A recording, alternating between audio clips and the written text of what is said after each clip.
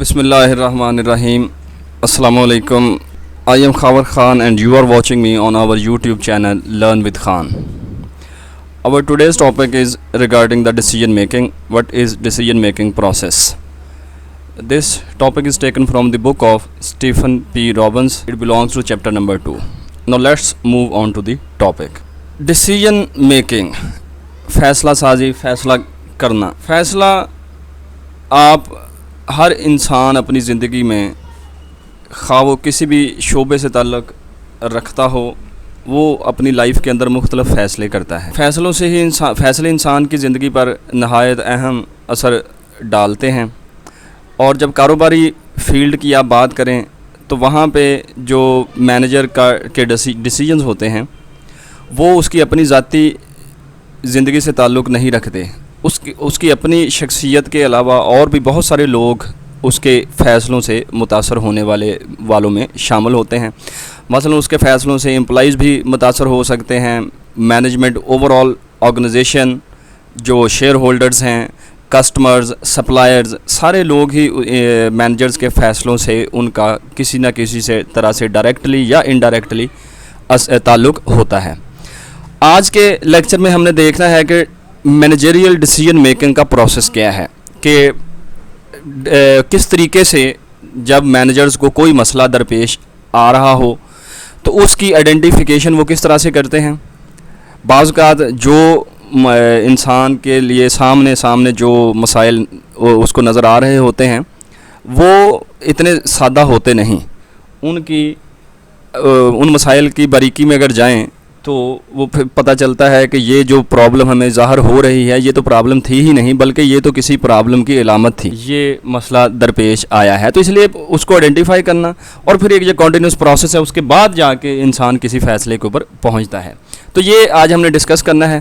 तो decision making, management involves decision making के जगह जगह पे आपने डिसीजंस करने होते हैं. वो डिसीजंस टॉप मैनेजर्स भी करते हैं, मिडिल मैनेजर्स भी करते हैं और फर्स्ट लेवल मैनेजर्स भी करते हैं. टॉप मैनेजर्स ये जो टॉप लेवल डिसीजन मेकिंग है, कोई नई प्रोडक्ट लॉन्च करना, उसके अलावा कोई नया आप बिज़नेस सेटअप, कोई नई ब्रांच ओपन करना चाह रहे हैं तो ये फैसले टॉप मैनेजर्स के होते हैं. मिडिल मैनेजर्स में कोई पे का इंक्रीज़ डिक्रीज़, कोई पर्क विद अलाउंसेस, कोई हायरिंग के जो इश्यूज़ हैं वो इन्होंने डील करने होते हैं. फर्स्ट लेवल मैनेजर्स चूँकि डायरेक्टली एम्प्लॉई से ताल्लुक़ रखते हैं तो उनमें कोई शिफ्ट्स असाइन करना, कोई एक बंदा छुट्टी के ऊपर है तो उसकी जगह पे कोई उसका मतबादल अरेंज करना, यानी इस तरह के जो डिसीजंस हैं वो फर्स्ट लेवल मैनेजर्स के होते हैं. अब आते हैं बात डिसीजन होता क्या है. डिसीजन की डेफिनेशन है या चॉइस अमंग टू और मोर अल्टरनेटिव्स इज़ कॉल्ड डिसीजन, कि दो या दो से ज़्यादा जो मुतबादल हैं उनके में से किसी एक का इंतखाब, ये डिसीजन कहलाता है. आप अगर सफ़र कर रहे हों, किसी अनजान जगह पे आप जा रहे हों और आपको पता है कि आप एक रास्ते पे जा रहे थे, आगे वो रास्ता दो रस्तों में मज़ीद तकसीम हो जाए, आपको इस बात का इल्म नहीं होता कि अब आप जिस मंजिल पे जाना चाह रहे हैं इन दोनों में से कौन सा रास्ता हमें उस मंजिल के ऊपर लेके जाएगा. अब वहाँ पे अगर आपने गलत रास्ते का इंतखाब कर लिया तो आप अपनी मंजिल से भटक सकते हैं. इसलिए ये अंदाज़ा हो कि ये जो आपका रास्ता है आपको अपनी मंजिल पे लेके जाएगा या नहीं जा सकेगा, ये मैनेजमेंट में, ऑर्गेनाइजेशन में और किसी भी इंसान की ज़ाती ज़िंदगी में ये नहायत अहमियत का हामिल होता है. अब decision making is a process not just a simple act of choosing among alternatives, कि डिसीजन मेकिंग एक मुसलसल प्रोसेस है. यानी इसमें सिर्फ इतनी बात नहीं कि आपके सामने मुतबादल पड़े हुए हैं और आपने उनमें से किसी एक को चुन लेना है. प्रोसेस इस वजह से है कि ये मसलन अल्टरनेटिव्स जो हैं उनको चूज़ करना कि कौन से हो सकते हैं, ये फ़ैसला भी मैनेजर ने खुद करना है. प्रॉब्लम क्या है, ये फ़ैसला लेने की ज़रूरत क्यों है, इस फ़ैसले के असरात क्या होंगे, यानी ये स्टेप बाय स्टेप एक प्रोसीजर है जो कि आप फॉलो करके फिर उस जगह पे उस डिसीजन के ऊपर पहुंचते हैं. डिसीजंस इन एवरीडे लाइफ के इंसान हर शख्स अपनी रोज़मर्रा ज़िंदगी में भी डिसीजंस करता है. आपने यही अगर फ़ैसला करना हो कि आपने लंच में क्या खाना है तो ये भी एक डिसीजन है. अब ये रूटीन का, एवरीडे लाइफ का एक डिसीजन है कि आप देखते हैं कि आपने खाने की बात कि आप गोश्त खाएंगे, आपने कोई सब्ज़ी खानी है, आपने कोई बर्गर खाना है, पिज़्ज़ा खाना है, वो किस जगह पे खाना है, किस ख़ुद घर में खाना है या बाहर किसी होटल से जाके आपने खाना है। यानी ये सादा से डिसीजन है, लेकिन इसके पीछे भी आप अगर गौर करेंगे तो ये पूरा प्रोसेस आपके जहन के अंदर चल रहा होता, फिर आप किसी फ़ैसले के ऊपर पहुंचते हैं। यानी सीधा सीधा फ़ौरन नहीं, यानी जो हमने बात की थी, it is not a simple act of choosing कि फ़ौरन आपके सामने अल्टरनेटिव्स पड़े हैं, आपने किसी उंगली के साथ एक जगह पे हाथ रख देना है कि मैंने ये करना है, ऐसा नहीं होता। अब ये कुछ फ़ैसले इंसान की ज़िंदगी में ज़्यादा अहमियत के हामिल होते हैं। मसलन अगर यही आपसे कहा जाए, किसी लड़की या लड़के से ये कहा जाए कि उसने अपने लाइफ पार्टनर का इंतखाब करना है, तो ये एक आम फ़ैसला नहीं है। ये ऐसा फ़ैसला है जो कि उसकी ज़िंदगी में एक नहायत अहमियत का, बल्कि सबसे ज़्यादा अहमियत का हामिल ये फ़ैसला होता है कि लड़की को इस बात का इल्म हो कि लड़के में, मुझे लड़के के अंदर कौन सी खूबियाँ चाहिए, या लड़के को इस बात का इल्म हो कि उसको लड़की में कौन सी खूबियाँ चाहिए। अब ये एक रोज़मर्रा ज़िंदगी का फ़ैसला है, लेकिन फ़ैसले समझना कि ये फ़ैसला मेरी ज़िंदगी के ऊपर किस तरीके से असरअंदाज होगा, मैंने किस मेयार को मद्देनज़र रख के उस फ़ैसले के ऊपर पहुँचना है, तो ये एक मुश्किल काम है। हर बंदे के बस का ये रोग नहीं होता। इसी तरीके से मैनेजरियल जो डिसीजन मेकिंग है वो भी सिंपल नहीं है कि आपने बारीकी के साथ, नहायत बारीकी के साथ किसी फ़ैसले के ऊपर पहुंचना होता है। अब इसका प्रोसेस हम देखते हैं कि किस तरीके से ये डिसीजन मेकिंग का प्रोसेस क्या है। तो पहले नंबर पर जो स्टेप है उसमें है जी कि आइडेंटिफाई अ प्रॉब्लम, कि आपने प्रॉब्लम को आइडेंटिफाई करना है। This is the first and most important step in decision making process, क्योंकि अगर ये स्टेज ही आपने गलत कर दी तो आपका टोटल जो जिस फैसले पे आपने पहुंचना है वो फैसला आपका गलत हो जाएगा। अब प्रॉब्लम है जी a discrepancy between an existing and a desired condition, कि आपकी जो इस वक्त मौजूदा सूरत हाल है और एक आपकी डिज़ायर्ड सूरत हाल है, मतलूबा, एक मौजूदा और एक मतलूबा, इन दोनों के दरमियान जो फ़र्क है इसे हम प्रॉब्लम का नाम देते हैं। मसलन आपको इस वक्त भूख लगी हुई है, ये करंट आपकी सिचुएशन है। खाने के बाद जो आपकी सिचुएशन होगी वो आपकी डिज़ायर्ड कंडीशन है। अब चूँकि दोनों में एक गैप है, एक डिफरेंस है, that is why it is called a problem. An obstacle, इसकी एक और डेफिनेशन है कि an obstacle that makes it difficult to achieve a desired goal और पर्पस, कि आप मतलूबा जो आपके गोल्स और मकासद हैं उनको अचीव करने में जो आपकी रुकावट आपको मुश्किलात पेश कर रही है, उस रुकावट का नाम हम प्रॉब्लम देते हैं। अब इसकी अगर हम रोज़मर्रा ज़िंदगी से इसकी एग्जांपल लें, मसलन आप अगर बात करें कि एक कॉलेज की, अगर मैं एक एग्जांपल लूँ कि कॉलेज के अंदर एक स्टूडेंट, उसकी स्टडीज़ ठीक नहीं चल रही। अब वो जब उसकी स्टडीज़ ठीक नहीं, वो एग्ज़ाम्स में या क्लास टेस्ट के अंदर अच्छा परफॉर्म नहीं कर रहा, तो आप इसको देखते हैं कि ये एक इशू है कि वो स्टूडेंट पढ़ नहीं रहा। अब वो स्टूडेंट अगर नहीं पढ़ रहा, उसको अच्छा पढ़ना चाहिए। अब ये इतनी अगर हम कहें ये बच्चा नालायक है, ये बच्चा अच्छा नहीं पढ़ता, तो ये मसले का हल नहीं। आप उसको डांटें, आप उसको मारें, इस तरीके से वो बच्चा पढ़ नहीं सकेगा। आप उसके ऊपर सख्ती करें। अब आप जब तक अगर तो आप अच्छे उस्ताद हैं तो आप उसकी कोशिश करेंगे कि आप आइडेंटिफाई करें कि इस स्टूडेंट का इशू क्या है। मसलन एक इशू हो सकता है कि वो बच्चा बाकायदगी से क्लासेस नहीं ले रहा। अब अगर वो बाकायदगी से क्लासेस नहीं ले रहा था, यानी एब्सेंटी रेट उसका ज़्यादा था, तो आप उसकी भी आगे वजूहात हो सकते हैं। हो सकता है वो बच्चा बीमार रहा हो, यानी उसका कोई फिज़िकल इशू आ सकता है। हो सकता है कि वो स्टूडेंट जो है उसको कोई फाइनेंशियल इशूज़ चल रहे थे, वो कोई जॉब कर रहा है साथ। हो सकता है कि उसके कोई घरेलू मसाइल है, उसके वाल घर में झगड़े का समा है, कोई उसके यानी घरेलू मामला ऐसे चल रहे हैं कि वो उन चीज़ों की वजह से अपसेट है, वो आ नहीं पा रहा। तो अब बात सामने जो नज़र आ रही है उसकी बारीकी से, उसकी तय दर तय जाके किसी इशू को ढूंढना, तो फिर जाके आप आइडेंटिफाई करते हैं कि ये मसला। फिर आप जब मसला आपके सामने आए, प्रॉब्लम सामने आए, तो फिर आप उसको ख़त्म करने का, उसको दूर करने का कोई तरीक़ाकार जो है वो वज़ा कर सकते हैं, या आप उसका सलूशन पेश कर सकते हैं। इसलिए प्रॉब्लम को आइडेंटिफाई करना मैनेजमेंट के अंदर एक सबसे अहम काम है। जब तक ये काम ना हो, मसलन आपने प्रॉब्लम अगर और थी लेकिन आइडेंटिफाई आपने की नहीं जी मसला ये है, आपने प्रॉब्लम गलत आइडेंटिफाई कर ली, अब उस प्रॉब्लम को प्रॉब्लम आइडेंटिफिकेशन के बाद आप जो भी उसका सॉल्यूशन पेश करेंगे वो कभी भी दुरुस्त नहीं होगा, क्योंकि आपने प्रॉब्लम ही गलत आइडेंटिफाई कर दी थी। आपने उसका सॉल्यूशन पेश कर दिया लेकिन आप डिज़ायर्ड रिजल्ट्स जो हैं उनको किसी सूरत भी अचीव नहीं कर सकेंगे, क्योंकि जो आपका मसला था वो उस सॉल्यूशन के साथ हल नहीं होना जो सॉल्यूशन आपने पेश कर दिया है। इसकी एक एग्जांपल हम जो बिज़नेस से रिलेटेड है वो हम ज़रा शेयर करते हैं कि mister A is a sales manager who representatives need new laptops because their old ones are outdated and inadequate for doing their job. Sales manager है, उसके जो रैप्स हैं वो उन्होंने ये रिक्वायर उससे किया है कि उन्हें नए लैपटॉप्स चाहिए। अब नए पुराने लैपटॉप्स जो हैं बिज़नेस के अंदर वो काम नहीं कर पा रहे हैं, इसका मतलब उनकी परफॉर्मेंस अफेक्ट हो रही है, प्रोडक्टिविटी अफेक्ट हो रही है। तो अब उन्होंने कहा जी कि पुराने आउटडेटेड हैं, इनएडिक्वेट हैं, नए लैपटॉप्स लेके आने हैं। अब ये ज़रा देखें एग्जिस्टिंग जो सिचुएशन है, इसका मतलब है ये आउटडेटेड हैं और इनकैपेबल हैं काम करने के लिए। अब वो पुरानों की जगह जो डिज़ायर्ड कंडीशन है वो नए लेना चाह रहे हैं। अब ये है डिस्क्रिपेंसी।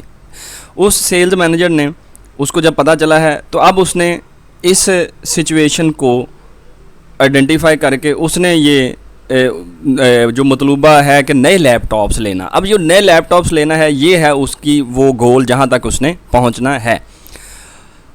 अगले स्टेजेस में हम फिर आइडेंटिफाई करते हैं कि वो किस तरीके से ये लैपटॉप जो है वो ख़रीदता है और कैसे कौन कौन सी चीज़ें उसने आइडेंटिफाई करनी हैं, किन चीज़ों को उसने समझ के नए लैपटॉप्स खरीद। यानी यहाँ पे प्रॉब्लम आइडेंटिफाई हो चुकी है, यानी प्रॉब्लम आइडेंटिफिकेशन के मज़ीद पीछे प्रोसेस में हम नहीं गए। मैंने एग्जांपल आपको जनरल दे दी है कि किस तरीके से हो सकती है। बहरहाल ये प्रॉब्लम एक आइडेंटिफाई होकर आपके सामने इस वक्त मौजूद है। स्टेप 2 है जी identify decision criteria. Decision criteria यानी क्राइटेरिया आपका उस फैसले का मेयार क्या है। आपने लैपटॉप्स खरीदने हैं, अब आपने लैपटॉप खरीदने का मेयार क्या रखना है। अब उसकी डेफिनेशन पहले देखें। Criteria that defines what is important और relevant to resolving a problem, कि आपका जो मसला है उस प्रॉब्लम को हल करने के लिए कौन सी चीज़ें अहम या मुतल्लका हैं, वो जो आप मेयार पेश करते हैं उसका नाम आप क्राइटेरिया रखते हैं। मसलन एक स्टूडेंट है, वो चाह रहा है किसी कॉलेज में एडमिशन लेना। अब कॉलेज में एडमिशन लेने के लिए कि वो किस कॉलेज में एडमिशन लेना चाह रहा है, अब ये उसका फ़ैसला कॉलेज सरकारी भी हैं, कॉलेज प्राइवेट भी हैं। अब मैं इसकी एक एग्जांपल देता हूँ कि वो क्राइटेरिया उसका क्या हो सकता है। मसलन सबसे पहले कि फ़ैकल्टी कॉलेज की अच्छी होनी चाहिए, क्योंकि कॉलेज की फ़ैकल्टी अगर अच्छी नहीं है तो कॉलेज में वो स्टूडेंट पढ़ के कामयाब नहीं हो सकता। यानी वहाँ पे है जी कि टीचर्स जो हैं वेल क्वालिफाइड हों, एक्सपीरियंसड हों और उनकी कोई एमफिल पीएचडी मास्टर्स उनका मुकम्मल हो। अब वो एक तो उसका ये क्राइटेरिया कि फ़ैकल्टी अच्छी होनी चाहिए, उसका क्राइटेरिया वो फर्दर भी डिफ़ाइन किया जा सकता। उसके बाद वो कि रूम्स एयर कंडीशनड हों। अब वो स्टूडेंट है, वो चाहता है जी कि मैंने एयर कंडीशन रूम्स में पढ़ना है, तो ये उसका दूसरा क्राइटेरिया हो गया।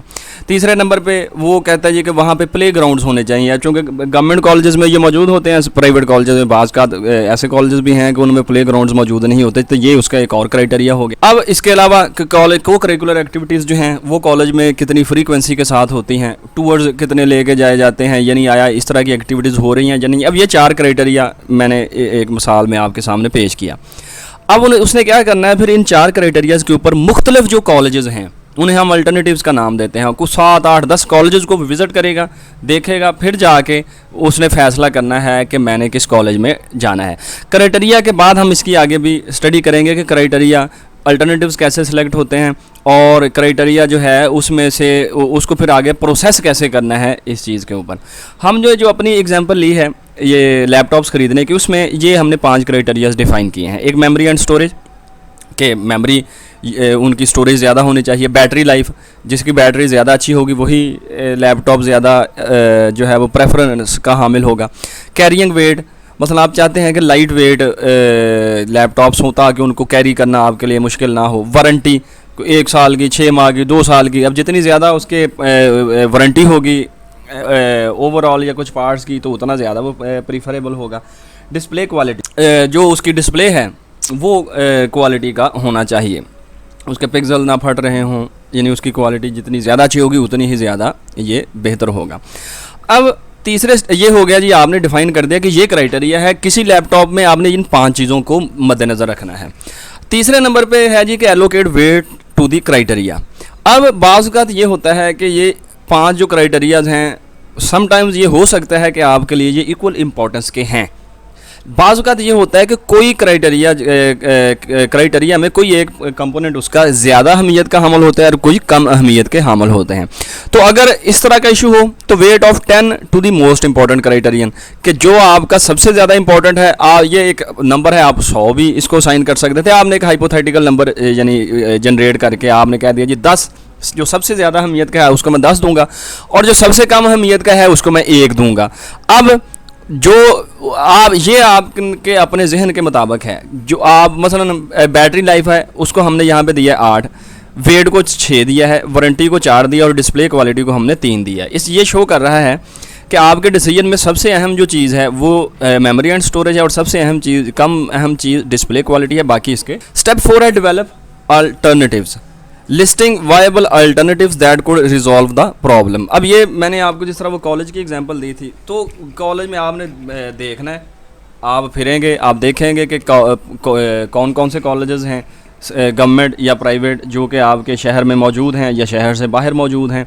तो उनको जाना, विज़िट करना, देखने के बाद आप जो है उन अल्टरनेटिव्स को सिलेक्ट करते हैं।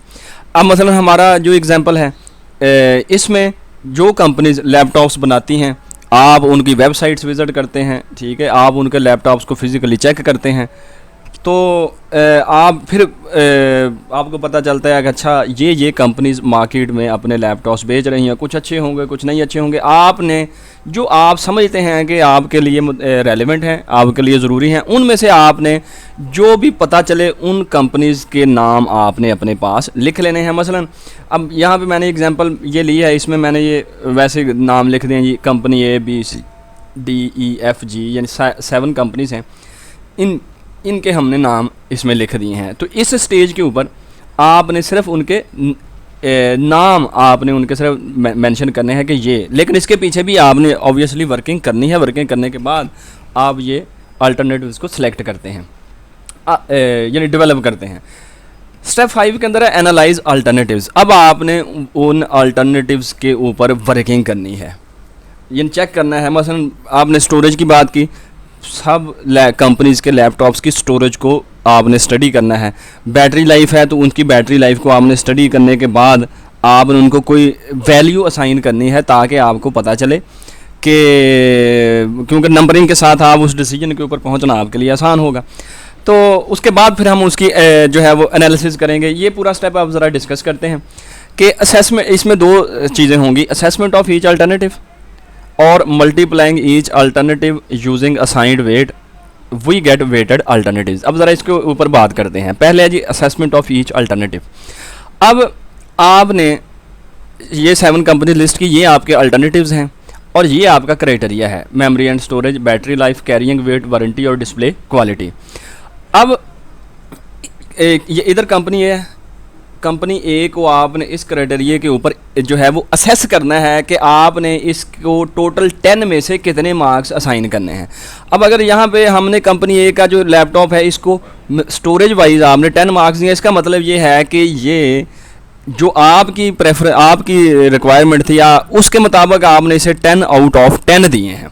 यानी इसका मतलब आपके ये 100% जो रिक्वायरमेंट्स हैं उनको पूरा कर रहा है।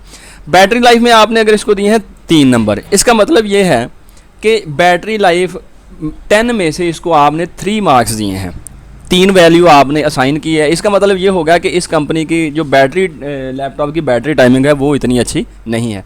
अब यहाँ पे एक कंपनी को 10 दिए हैं, इसका मतलब है कि इसकी बैटरी लाइफ जो है वो कंपनी जी की बैटरी लाइफ उसको आपने 10 आउट ऑफ 10 मार्क्स दिए हैं। यहाँ पे कैरिंग वेट, इसका मतलब ये सबसे ज़्यादा लाइट वेट है, आपने इसको 10 मार्क्स दिए हैं। वारंटी में ये मार्क्स आपने असाइन कर दिए, डिस्प्ले क्वालिटी में ये आपने उसको वैल्यू असाइन कर दी। यानी ये है असेसमेंट कि आपने स्टडी करने के बाद ये फैसला किया कि जो बहुत बेहतरीन है उसको आपने 10 की वैल्यू असाइन करनी है, जो आपके मेयार के ऊपर पूरी नहीं उतर रही है उसको आपने 10 में से उतने ही कम मार्क्स देने शुरू कर दिए। इसको हम कहते हैं assessment of each alternative. Next होगी इवैल्यूएशन ऑफ अल्टरनेटिव्स। अब इवैल्यूएशन जो है वो आपने क्या करनी है, यहाँ पे वही उसी तरह से वर्टिकल एक्सेस पे आपने रख लिए 7 कंपनीज, हॉरिजॉन्टली आपने क्राइटेरिया को प्लेस कर दिया। ये एक नया कॉलम ऐड आपने किया टोटल का। अब जो ये वैल्यूज़ आपके सामने आ रही हैं, अब ये वैल्यूज़ आपके पास आई कैसे हैं, ये आपने समझनी है। इसकी कैलकुलेशन के लिए इन वैल्यूज़ को आपने वेट्स के साथ मल्टीप्लाई करना, यानी ये वेट्स आपने दिए हुए हैं। ये कंपनी ये है, इसकी जो मेमोरी एंड स्टोरेज है उसने 10 आपने वैल्यू साइन की, यानी 10 मार्क्स आपने दिए थे इसको, और जो आपका क्राइटेरिया उसमें भी वेट भी इसका सबसे ज़्यादा था। अब आपने दोनों को मल्टीप्लाई करना है, 10 मल्टीप्लाइड बाई 10, तो ये वैल्यू इसकी आ गई 100। बैटरी लाइफ इसकी 24 वैल्यू आई है। ये किस तरह से आई है? अब इसके 3 मार्क्स हैं जो आपने असेसमेंट के दौरान किए, और जो आपने वेट असाइन किया वो इसको 8 का दिया है। अब 8 को 3 के साथ मल्टीप्लाई किया तो ये आपका आंसर आ गया 24। इसी तरीके से अब कैरियंग वेट इसका 10 है, यानी इसको 10 मार्क्स आए हैं इसके वैल्यू जो आपने असाइन की, और आपने जो इसको वेट असाइन किया था वो जो है वो 6 था। 10 को 6 से मल्टीप्लाई किया 60, और ये उधर वारंटी का 4 था, 8 को 4 से मल्टीप्लाई किया तो 32, और 5 को 3 से मल्टीप्लाई किया, आपने उसको वेट असाइन किया था 5, तो वो आ गया आपका 15। अब क्योंकि वेट हमने असाइन किया, वेट से मल्टीप्लाई करना ज़रूरी है। अगर वेट्स होते इक्वल तो फिर ये मल्टीप्लिकेशन का प्रोसेस ज़रूरी नहीं था। लेकिन चूँकि वेट का मतलब ये है कि आप किसी एक क्राइटेरिया को ज़्यादा अहमियत दे रहे हैं, एक क्राइटेरिया को आप कम अहमियत दे रहे हैं। अब मसलन एक कंपनी है, वो जो आपका लीस्ट इंपॉर्टेंट है उसको जो बाकी या एक से ज़्यादा जो आपके लीस्ट इंपॉर्टेंट में आते हैं उनमें वो बहुत अच्छा परफॉर्म कर रही है, उसके 10 आउट ऑफ 10 ले रही है, लेकिन जो सबसे ज़्यादा अहम है उसको वो कम वहाँ पे ले रही है। तो वेट असाइन करने से आपको पता चल जाता है कि ओवरऑल उसकी पोजीशन कहाँ पे स्टैंड करेगी। अब ज़रा देखें, आपने इसी तरीके से उन कंपनी की जो हर कंपनी की जो क्राइटेरिया के ऊपर जो वैल्यूज़ आई उनको वेट्स से मल्टीप्लाई करके ये वैल्यूज़ की, अब आपने उसका टोटल करना शुरू कर दिया। टोटल करने के बाद आपको अंदाज़ा होगा कि कौन सी कंपनी कहाँ पे स्टैंड कर रही है। या ये करने के बाद जो छठा स्टेप है कि सिलेक्ट एन अल्टरनेटिव, अब आपने अल्टरनेटिव को सिलेक्ट करना है। तो अल्टरनेटिव कौन सा सिलेक्ट करना है? जो बेस्ट है। अब बेस्ट कौन सा है? Alternative that generated the highest score, कि जिसने सबसे ज़्यादा स्कोर किया वो आपने सिलेक्ट करना है। इसके अंदर देखें कंपनी ए के 231 है, 232, 231, 229, 204, 249 और 206। कंपनी एफ़ का जो स्कोर है वो सबसे ज़्यादा है। इसका मतलब ये है कि आपको कंपनी एफ़ को सिलेक्ट करना चाहिए कि आपने अपने वेट्स के अकॉर्डिंगली उस कंपनी की परफॉर्मेंस जो थी इन क्राइटेरिया के ऊपर जो वैल्यूज़ आई उनको मल्टीप्लाई करने के बाद ये स्कोर आया, ये स्कोर सबसे ज़्यादा है। इसका मतलब है कि इस हवाले से ये कंपनी आपके लिए सबसे ज़्यादा वायबल है, सबसे ज़्यादा बेनिफिशियल है कि ये जो आपके क्राइटेरिया के ऊपर सबसे बेहतर स्टैंड कर रही है। तो ये आपने इसको सिलेक्ट कर लिया। अब आगे है इम्प्लीमेंट द अल्टरनेटिव। आपने अल्टरनेटिव को इम्प्लीमेंट कर लेना है। पुटिंग द, वो इम्प्लीमेंटेशन क्या है? Putting the decision into action, के उसको इम्प्लीमेंट कर दिया। यानी आपने लैपटॉप ख़रीद लिया, लैपटॉप ख़रीद के सेल्समैन जो हैं वो अपने सेल्स रैप्स उनके हवाले कर दिए, और उनको बाद में उनसे फीडबैक लिया, चेक किया कि अब जी आपने उनको ले दिए हैं, अब आपका काम है उनको दे के उनसे काम करवाना और उनकी कमिटमेंट को जनरेट करना। इसमें वो लोग भी अब अगले प्रोसेस में शामिल हो गए हैं। उसके बाद है इवेलुएट डिसीजन इफ़ेक्टिवनेस। ये लास्ट स्टेप है कि डिसीजन की इफ़ेक्टिवनेस को आपने इवेलुएट करना, यानी ये फैसला करना कि आया आपका डिसीजन इफ़ेक्टिव है या नहीं। कि अब मसलन इससे इफ़ेक्टिवनेस है क्या? इवेलुएशन ऑफ द आउटकम और result of the decision to see whether problem was resolved, यानी जो आउटकम आया है या जो आपके फ़ैसले का रिज़ल्ट है ये देखना कि आपकी प्रॉब्लम सॉल्व हुई है या नहीं। अब इसमें बातें हैं दो। लैपटॉप कंपनी सेलेक्ट किया था कंपनी एफ़ को। अब एक चीज़ तो ये है कि जब आपने लैपटॉप्स ख़रीदने थे तो उस वक्त जो आपका डिसीजन जो क्राइटेरिया आपने बनाया उस पर सबसे ज़्यादा मार्क्स आए कंपनी एफ़ के। अब अगर तो वो लैपटॉप्स अच्छा परफॉर्म कर रहे हैं तो इसका मतलब है कि आपका डिसीजन ठीक है। लेकिन अगर वो कंपनी जो थी उसकी बैटरी टाइमिंग ख़राब थी या उसकी स्टोरेज कम निकली, वो प्रोसेसिंग ठीक नहीं कर रहा, यानी इसका मतलब है कि आपका डिसीजन जो है वो इफ़ेक्टिव नहीं था। हो सकता है कि आपने कोई ऐसा क्राइटेरिया वहाँ पे मेंशन ही ना किया, लेकिन वो वाली चीज़ उस लैपटॉप के अंदर ख़राब कर रही है, तो इसकी वजह से पूरा लैपटॉप ही आपका ठीक नहीं रहा। तो ये फिर मुमकिन है कि इसका मतलब आपका डिसीजन मेकिंग का जो प्रोसेस है उस प्रोसेस में कहीं गलती है। कि आपने लैपटॉप ख़रीद तो लिए लेकिन रिज़ल्ट वो अचीव नहीं कर सके कि लैपटॉप इफ़ेक्टिव नहीं थे। तो इसका मतलब है कि आपने जो प्रोसेस बनाया था वो क्राइटेरिया में कहीं खामी रह गई है, वो जो वर्ड्स की असाइनिंग थी उसमें कहीं खामी रह गई, यानी प्रोसेस आपका ठीक नहीं। बाज़ औक़ात ये होता है, ये तो होगी एक सिनेरियो। दूसरा सिनेरियो ये था कि आपने लैपटॉप ख़रीदने का डिसीजन भी किसी वजह से लिया होगा, मतलब प्रॉब्लम आइडेंटिफिकेशन में प्रॉब्लम तो ये आपने आइडेंटिफाई की, लेकिन हो सकता है कि उससे प्रीवियसली भी कोई प्रॉब्लम थी। मसलन मैं एक इसकी एग्जांपल देता हूँ कि लैपटॉप ख़रीदने का फ़ैसला इस वजह से हुआ कि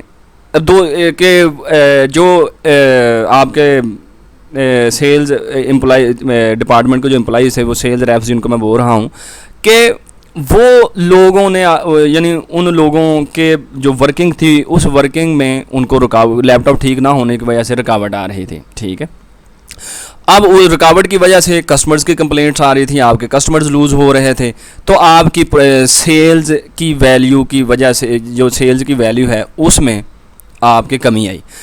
अब जो बात शुरू हुई, अब ये मैं सिर्फ एक यानी हाइपोथेटिकल एक एग्जांपल है, आपकी सेल्स डिक्लाइन कर रही थी, सेल्स डिक्लाइन कर रही थी, सेल्स डिक्लाइन की आपने जो वजह ढूंढी वो ये है कि ये आप बंदों ने सेल के जो पर्सनल हैं उन्होंने प्रमोट करनी होती है प्रोडक्ट, कस्टमर से जो है वो गुफ्तगू करनी होती है, उनका रिकॉर्ड मेंटेन करना होता है।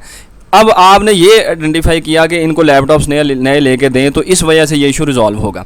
अब अगर फिर भी आपकी सेल्स जो है वो बूस्ट नहीं कर पा रही है, ठीक है, आप कस्टमर्स आपके अभी भी कंप्लेंट्स कर रहे हैं, तो इसका आपके डिसीजन लेने के बाद भी वो मसला हल नहीं हो रहा, तो इसका मतलब ये है कि आपकी जो प्रॉब्लम आइडेंटिफिकेशन है वो गलत है। मतलब हो सकता है कि लैपटॉप लेना मसले का हल नहीं था, लैपटॉप की जगह हो सकता है कि आपकी प्रोडक्ट का कोई फीचर ऐसा हो जो आप चीज़ बना के आगे बेच रहे हैं वो ठीक नहीं थी, या आपके जो सेल्स पर्सनल हैं उनकी ट्रेनिंग की कोई ज़रूरत थी, वो काम दुरुस्त तरीके से नहीं कर पा रहे हैं, काम के सिस्टम को नहीं समझ पा रहे हैं, तो ये मुमकिन होता है कि प्रॉब्लम की आइडेंटिफिकेशन गलत हो गई है। यानी दो बातें फिर ज़रा समझ लें कि डिसीजन इफेक्टिवनेस की वैल्यूएशन में एक ये है कि या तो प्रोसेस में कहीं खामी रह गई, इस वजह से आपका जो वो लैपटॉप्स हैं वो गलत आ गए, या लैपटॉप्स अगर यानी लैपटॉप्स आप दुरुस्त नहीं ख़रीद पाए, ये एक सिनेरियो है, तो इसका मतलब है प्रोसेस में कहीं गलती है।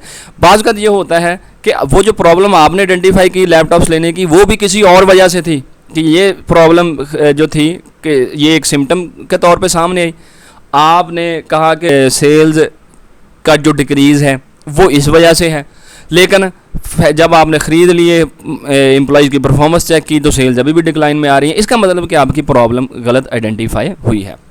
तो इस तरीके से यानी ये प्रोसेस जो है वो चलता है। ये अब इस प्रोसेस को आप भी अपने जहन में रखें, ये एक अहम प्रोसेस है, आप इसको अपनी डेली लाइफ्स जो हैं उसमें भी शामिल कर सकते हैं।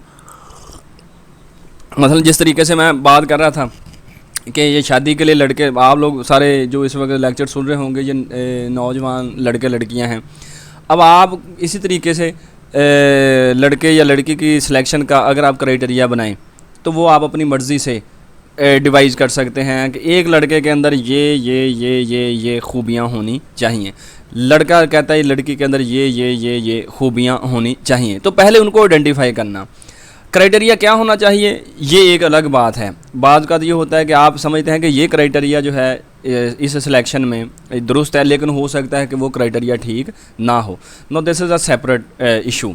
तो यानी आप भी अपने डेली लाइफ्स के अंदर इसी डिसीजन मेकिंग के प्रोसेस को फॉलो करके डिसीजंस पे पहुंच सकते हैं। Thank you so much for today. इंशाल्लाह we will meet in the next lecture. अल्लाह हाफिज़।